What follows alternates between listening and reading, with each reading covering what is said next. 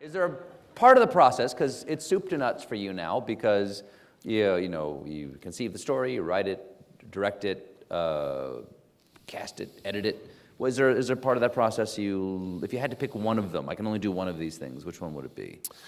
Gosh, I mean, the making is the bit I don't like. What do you mean? Like the actual shooting it? Yeah. Why not?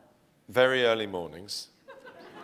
That's tough. And the scary thing about films is in comparison to editing and writing, is you've just got one day. I mean, it's really spooky. You've been planning something, you've been auditioning the person to be in it, you've been getting the costumes and the location for months, you've sometimes been dreaming of it, and then suddenly you're there on that day, and you've got to get it completely perfect. So it is always tense. Did you do much theater before you actually did anything for television or film? Only comedy stuff. Which is theatre, by the way. Insofar as I think that some great stand-ups, I can't see the difference between them and Beckett. I think they're better, because Beckett's a bore. But did you do material, did you perform material yourself on stage? A tiny bit, yeah. A tiny bit. But you got to do it over and over again? It wasn't the sort of thing like you only did it once? You got to repeat it night after night, sort of perfect it as a performer? Yeah, once in the West End. Rowan and I did a thing in the West End. Just to show you how bad an actor I was.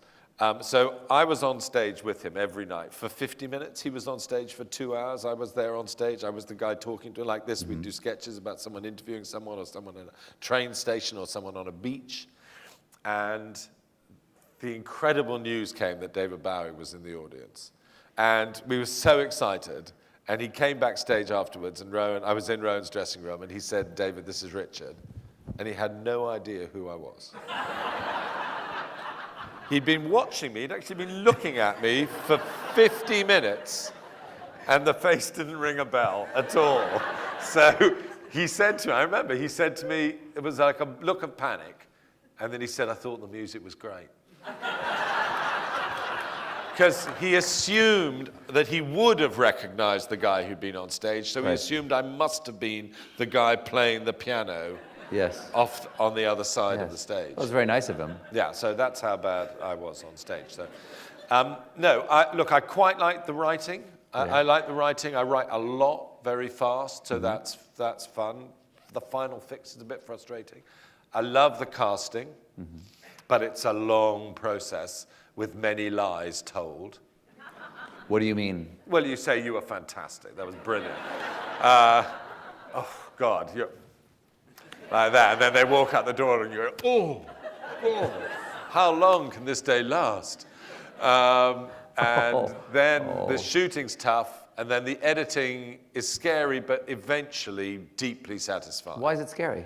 Well, because it's so bad at first. Oh, because you're like, well, I have shit. This is nothing. But then slowly you can carve it into the only one of my films which was all right when finished, and that was partly because we had so little time to shoot, it was 4 Weddings, which was pretty close. But all the others have been hacked out of a ghastly lump of old cheese. I've heard editing called the last draft. Like editing is close to writing. Yeah, that's very true. I mean, Love Actually is the most dramatic example of that, in that we had a read-through, and it read really well. It was the best read-through we'd ever had when we had all the cast there.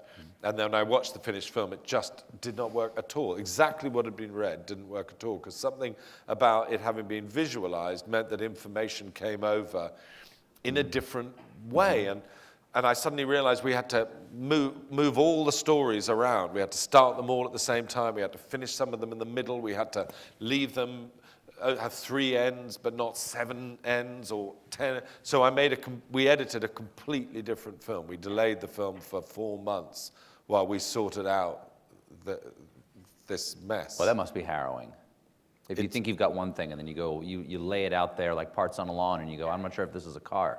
The first time we screened Bridget Jones, which isn't the greatest film in the world, but the first time we screened it in front of a nice group of people like this one, there were 2 laughs in the whole film. It was catastrophic, and we couldn't work out, and it took us months to work out what was wrong. And what was actually wrong was that Bridget was pretty, and both Hugh and Colin wanted to go out with her. And we hadn't succeeded in establishing that she was in trouble and that she needed sympathy or love. So in fact, if you watch Bridget now, it starts with her singing all by myself in her room in her pajamas. And that was the penultimate scene of the film. That was the scene right at the end after she'd been betrayed and betrayed, where you could sense all her pain. And we pulled it right forward, made that the titles, and then everybody, when they watched the film, thought, oh, wow, she's in real trouble. She is lonely. She is drunk. She always will be alone. And then you were happy when she bumped into Colin, or happy when you bumped into who. So editing really is a sort of time for miracles where you can fix bad films.